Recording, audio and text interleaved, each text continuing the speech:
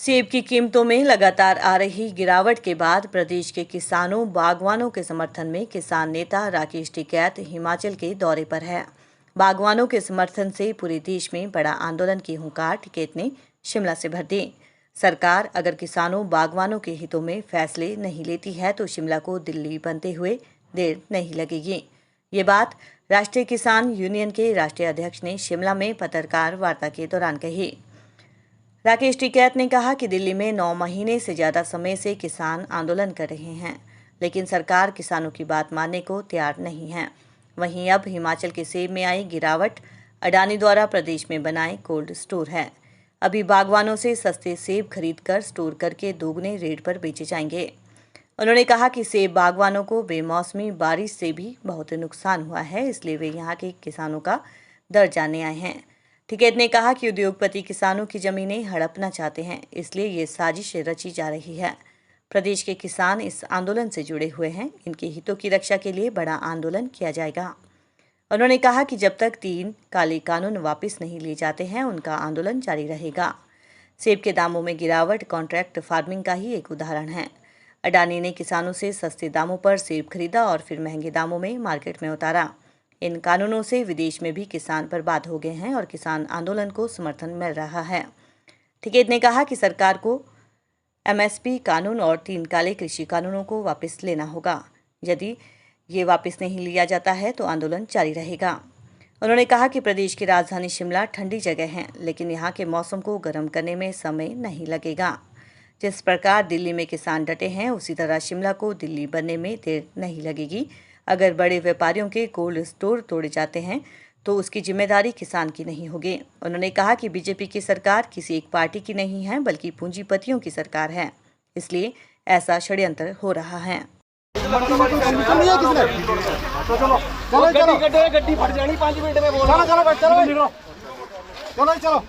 करो बंद करो इसको।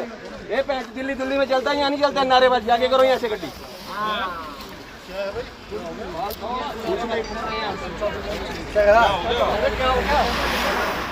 क्या बीमारी है? क्या हुआ? आज मैं दूंगा जवाब। आज क्या हुआ? नारेबाजी नहीं करना है। नारेबाजी तो बोली जो होनी तेरे बाप की जगह है। तेरे बाप की जगह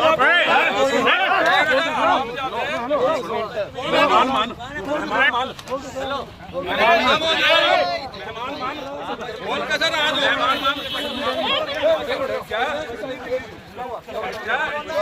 बदतमीजी करेगा तो बदतमीजी करेगा। तेरे को क्या लग रहा है हिमाचल के नहीं आदमी? आप लेके जाओ यार, जाओ। इसके मुकदमे को हिमाचल के नहीं आदमी।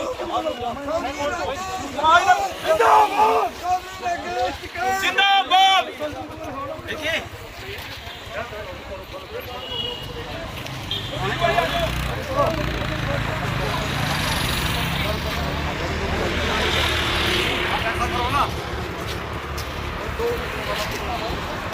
वो यहीं के हम सारे बम्बई से नहीं आए हुए।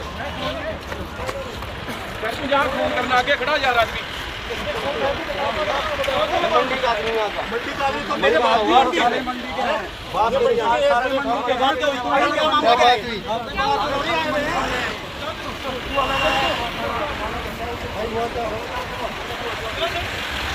बात करूँ आपके साथ धक्का मुक्की की क्या कारण रहा? तुम्हारा नहीं करेंगे, तानाशाही कर रहे हैं। हमने बोला कि नारेबाजी नहीं होगी मंडी में। क्यों? कोई परमिशन है सर नारेबाजी करने की मंडी में? यहाँ व्यापार चल रहा है, किसान पहले ही यहाँ परेशान है और ऊपर से इस तरह से किसानों को माइंड को डाइवर्ट कर रहे हैं। ऐसा थोड़ी नहीं होता सर। यहाँ कोई परमिशन है उनको क्या बोलते हैं नारेबाजी करने की? लेकिन ये तो करेगा एंटी पार्टी के इसलिए आप कौन सी एंटी पार्टी? हम कौन सी एंटी पार्टी? हम भाई जी कारोबारी, हम व्यापार करने वाले। मैं आज क्यों मंडी का आरती में व्यापारी हूँ। कौन इनके साथ कर रहा है? आपका नाम? मेरा नाम विक्की है सर। जब जो आपके यहाँ के व्यापारी हैं उनके अध्यक्ष तक जो इनके साथ थे, लेकिन फिर ऐसी क्या मजबूरी? कौन अध्यक्ष इनके साथ थे? यहाँ के सब्जी मंडी के अध्यक्ष हैं। हमने भी उनको ये बोला कि गाड़ी आने दो, सड़क से नारेबाजी मत करो। हमारी गाड़ियों के सैंपल उतरे, रोड में नारेबाजी कर रहे हैं। हमने माल भी तो बेचना है सर। मार्केट का भी टाइम होता है। ग्राउंड में करो, कहीं जाके अंदर एपीएमसी के पास जाओ, हॉल में बैठो ऊपर। प्रेस के लोगों का धन्यवाद और जो भी किसान यहाँ पे आए उन सबका धन्यवाद। पुलिस प्रशासन के लोग यहाँ पे हैं, उन सबका धन्यवाद। मुद्दा ये है कि दिल्ली में एक आंदोलन चला हुआ है और दिल्ली के आंदोलन को 9 महीने से ज्यादा हो गए। और वो आंदोलन इसलिए है कि बड़ी बड़ी कंपनियां देश में एग्रीकल्चर सेक्टर में आना चाहती है, वे दूसरे सेक्टर में आए, लेकिन जब उन्होंने एंट्री करना चाहा एग्रीकल्चर सेक्टर में, इसको बर्बाद करने का ताना बाना इस हिमाचल से ही बुना गया था। आज से 10 साल पहले उन्होंने कहा कि हिमाचल के सेब के किसानों पर कब्जा कर लिया, अब देश और दुनिया के अनाज पर हमको कब्जा करना है। 10 साल पहले भी हमने उस टाइम पे विरोध किया कि अडानी जैसा एक बड़ी संस्थाएं हिमाचल के सेब बागानों में घुस चुकी है, और उसका आज रिजल्ट देखने को मिला कि जो मंडियां थी, जो हमारा आड़ती सिस्टम था, जो बाहर का व्यापारी यहाँ पे आता था और माल यहाँ से खरीद के और पूरे देश भर में वो भेजता था, आज वो सिस्टम क्लैप्स हुआ है। और उसका नतीजा ये हुआ कि आज जब अडानी के हाथ में उसके बड़े बड़े गोदाम यहाँ पे बने, आज जब किसान की फसलें आई, उसने अपने गोदाम के दरवाजे खोले और मार्केट में हजारों पेटियां सेब की उतारी, मार्केट को डाउन करा गया। और जैसे ही मार्केट डाउन हुआ तो रेट सस्ता करागा, सस्ते में माल खरीदने की एक उसकी पूर्ण रूप से परंपरा है कि माल को डाउन करूंगा मार्केट को, और सस्ता फसलें किसान की मैं खरीद कर अपने गोदाम भरूंगा। 2 महीने फसलों की कीमतें कम करेंगे और 10 महीने इस देश की जनता को लूटने का काम करा जाएगा। ये यहाँ के सेब के किसानों का हुआ कि 16 रुपया किलो एकदम से मार्केट को डाउन करा गया। हम पूर्ण रूप से इसका विरोध हम करेंगे, इस पर आंदोलन करेंगे। और जो दिल्ली में आंदोलन चल रहा है, उस आंदोलन से हिमाचल के किसान भी उस आंदोलन से जुड़े हुए हैं। हमने बार बार सरकार को कहा है 3 जो कानून हैं वे काले कानून हैं, उनमें संशोधन नहीं, उनको वापसी चाहिए और एमएसपी पे गारंटी कानून चाहिए। 1967 में कुछ फसलों के रेट तय भारत सरकार ने किए। उस टाइम पे अगर मैं एक कहूँ, क्योंकि गेहूं सब इस्तेमाल करते हैं, ये दक्षिण नहीं है अपना, ये पूरा उत्तर भारत है, इसमें गेहूं की पैदावार होती है, लोग उसको इस्तेमाल करते हैं। 76 रुपए पर क्विंटल उसका रेट भारत सरकार ने निर्धारित करा। जो कर्मचारी की सैलरी थी वो 70 रुपए थी। 1 महीने की सैलरी में 1 क्विंटल गेहूं नहीं खरीद सकता था। सोने का भाव 200 रुपए तोला था, तो हम 2.5-3.5 क्विंटल अनाज बेच के हम खरीद सकते थे, हमें तोला सोना। आज भी हमें उसी चीज के फसलों के उसी तरह से रेट आप बढ़ा दो। आप व्यापारी करना इसको चाहते हो, हम तो टैक्स भी दे देंगे, सारी चीज दे देंगे, आज भी हमारे फसलों के उसी तरह से रेट बढ़ा दो। क्या 2011 में जो आज सेब का रेट था, आज भी 10 साल बाद में भी वही रेट सेब का है? क्या देश में महंगाई नहीं बढ़ी? क्या डीजल नहीं बढ़ा?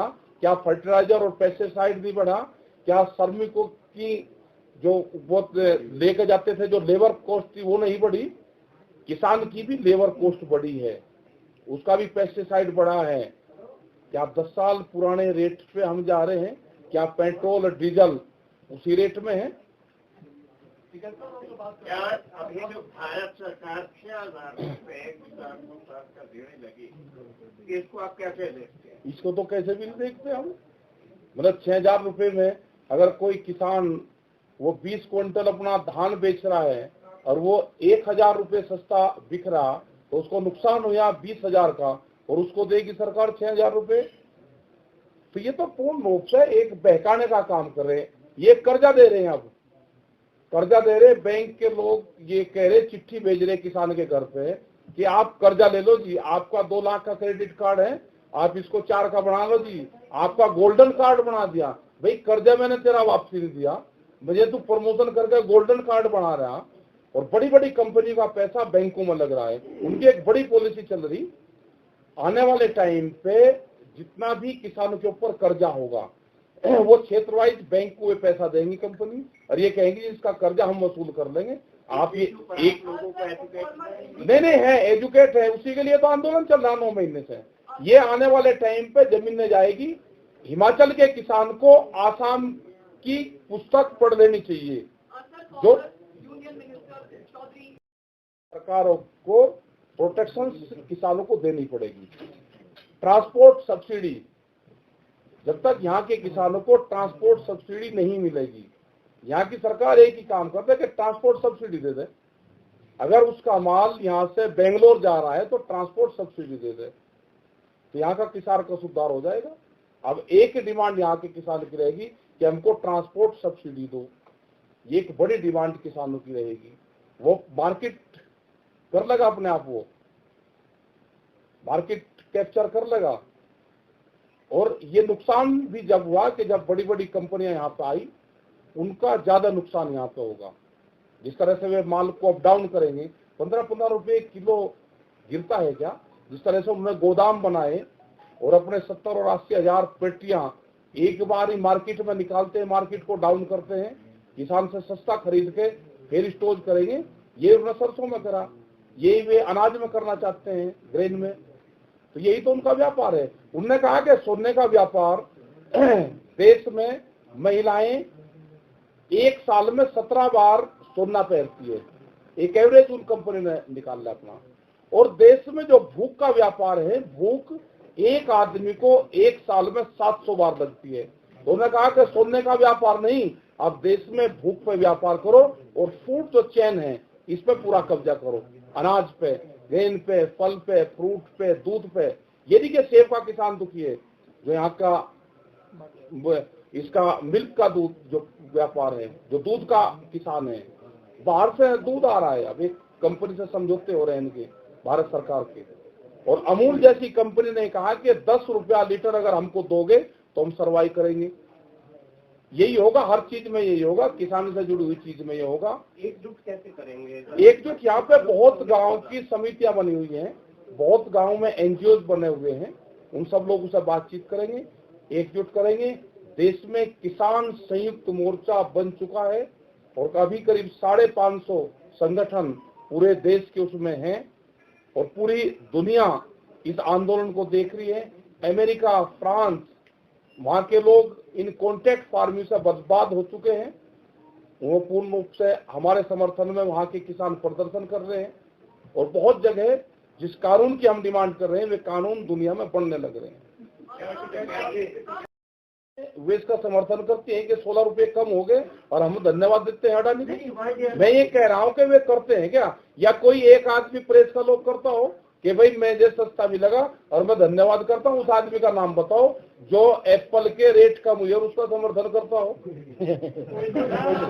एक मिनट, अगर वे नहीं आया कोई तो ये कोई उनके गिरवी नहीं दे रहा है हिमाचल का किसान कि अगर वो नहीं आएगा रेट कम होंगे। और हिमाचल का किसान जो संगठन बन रहे हैं यहाँ पे, वे बोलेंगे नहीं, अपनी आवाज नहीं उठाएंगे, तो उनका बंधुआ मजदूर है ये किसान यहाँ का। ये अपनी आवाज खुद उठाने जानता है, इनकी आवाज उठेगी, इनकी आवाज किसान संयुक्त मोर्चा उठाएगा, रेट गिरने नहीं देंगे। आने वाले दिनों में कितना इन्फ्लुएंस करेगा मार्केट? वो मार्केट को करेगा, देखेंगे। आज भी हमने देखे कि महाराष्ट्र का व्यापारी भी यहाँ पे आया, यहाँ का खरीदने आया से। एक महीने और 5 दिन से लोगों ने होल्ड कर रखा है। आप कह रहे दिल्ली में आप आंदोलन करेंगे, यहाँ से कर जाएगा और दिल्ली में। अच्छा एक बात बताओ, एक फसलों की कुर्बानी भाई देनी पड़ेगी किसान को। नहीं, मैं कह रहा हूँ ना कि इस पे जाना पड़ेगा ना किसान को कि रेट सस्ता क्यों हुआ, क्योंकि अडानी ने अपने गोदाम खोलने गए इसलिए रेट सस्ता हुआ। हिमाचल में है, सेब हिमाचल में है, आप दिल्ली में बात कर। अच्छा दिल्ली में क्यों नहीं बात करेंगे भाई, आप दिल्ली से अलग हो क्या? नहीं बताओ आप दिल्ली, अरे संयुक्त मोर्चा चल रहा है ना दिल्ली में, चल रहा है ना, आप गए कभी दिल्ली? हिमाचल के पूरे देश की बात करेंगे हम, हिमाचल की भी करेंगे, उन कंपनियों की भी बात करें। नोट तो करेंसी तो एक ही चलती है देश में, या हिमाचल में अलग चलती है? दोनों को लिंक अप करेंगे। मैडम आप हाँ बताओ। हाँ कौन सी, भारत सरकार या स्टेट गवर्नमेंट? भारत सरकार से बात करवा दो, मतलब कंडीशन लगा के बात कर रहे हैं। भी भारत सरकार ने ये कहा कि कानून वापसी नहीं लेंगे और बातचीत कर लो। तो अरे सुन तो दे, अरे बच्चों बहुत पढ़े लिखे हो आप, सुन लो। उन्होंने क्या लिखा, उन्होंने कहा कि कानून वापसी नहीं लेंगे, तो उन्होंने अपना एग्रीमेंट तो कर दिया, हमको क्या वे स्टैंप लगाने के लिए बुलाना चाहते हैं। देश का किसान ना कमजोर था, ना है और ना रहेगा, अनकंडीशनल बात करेंगे। उस पंचायत में भी पूरे देश भर से किसान आएंगे, उसके प्रतिनिधि आएंगे और बड़ी संख्या के वहां के लोग आएंगे, क्योंकि उसमें रणनीति बढ़नी है कि 9 महीने आंदोलन को हो गए, 9 महीने से ज्यादा है, और सरकार अभी बातचीत को भी तैयार नहीं है। उसमें वो पंचायतें हैं, आगे पूरे देश भर में हम जाएंगे। लोग कहते हैं जी हिमाचल में क्यों आए? हिमाचल में इसलिए आए कि यहाँ पे चुनाव तो नहीं है, लेकिन यहाँ का किसान बर्बाद हो रहा है। तमिलनाडु में इसलिए जाते हैं कि वहाँ पे चुनाव तो नहीं है, लेकिन वहाँ के किसानों की समस्याएं हैं। एमएसपी पूरा देश भर का एक समस्या है, उस पर कानून बने, सरकार बातचीत करे, जो और मसले हैं उस पर बातचीत सरकार करे। और जिस तरह से हिमाचल में हुआ है, ये एक षड्यंत्र है बड़ी कंपनी का कि धीरे धीरे किसानों को यहाँ से कमजोर करा जाए और वो अपनी जमीनें बेचना शुरू करें। और जैसे आसाम के चाय बागानों पे हुआ है कि बड़ी बड़ी कंपनी ने चाय बागान वहाँ पे लिए, और जो वहाँ का किसान था जो वहाँ पे मजदूर बन के काम करता है। यही हाल यहाँ पे होने वाला है। अगर मुकाबला आंदोलन नहीं होगा तो आने वाले टाइम पे यहाँ पे बड़ी कंपनी के बागान होंगे और यहाँ का जो किसान है वो मजदूर बनेगा। तो उसके लिए सब लोग तैयार रहें, आंदोलन के लिए तैयार रहें। जितना ठंडा प्रदेश है इतना ही इस प्रदेश को गर्म होना पड़ेगा, इस प्रदेश में भी क्रांति लानी पड़ेगी। और जो भी आपका क्वेश्चन हो आप वो पूछ सकते हैं। आप करोगे जब प्रेस वाले, अगर आप ठीक उठाओगे तो ये ठीक उनके कानों तक जाएगी। लाइन एक्शन करेंगे, अपनी सलामत बना करके करेंगे। उनको आगाह कर दिया है हमने कंपनियों को। उसके लिए भी वो भाग्य है ना, सरकार को भी कहेंगे उसके लिए भाग्य है यहाँ से कुछ। अरे नोटिस दिया करेंगे, हम तो खुद से काम करेंगे, नोटिस से काम करें हम। हाँ ना आने वाले समय में यहाँ पर चुनाव है। अब बताओ, चुनाव उसकी जांच हो जानी चाहिए भाई। जो आज मैं सुन लिया, सवाल सुन लिया जो आप कहोगे। ये कांग्रेस पार्टी से संबंधित रहे हैं तो और रहे होंगे भाई। अब तो नहीं, हम तो किसान की बात कर रहे हैं। हाँ एक आपने कहा मार्केट, ये बहुत ज्ञानी आदमी भाई, ये पॉलिसी हमें भी बता दे।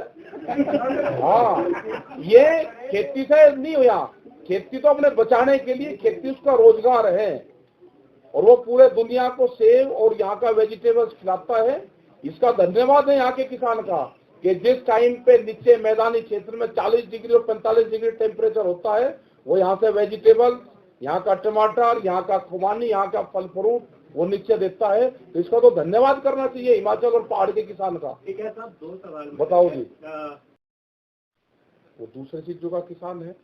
और सबसे जो लेटेस्ट जो मार पड़ी है अभी 4 और 5 दिन के अंदर, जो सेब का किसान है, जिसका करीब 5-6 हजार करोड़ रुपए का एक बड़ा यहाँ पे व्यापार था, उसके खाते में पैसे जाते थे, उस पे जो नुकसान होगा उसकी जिम्मेदारी भारत सरकार की होगी, उसकी जिम्मेदारी स्टेट गवर्नमेंट की होगी।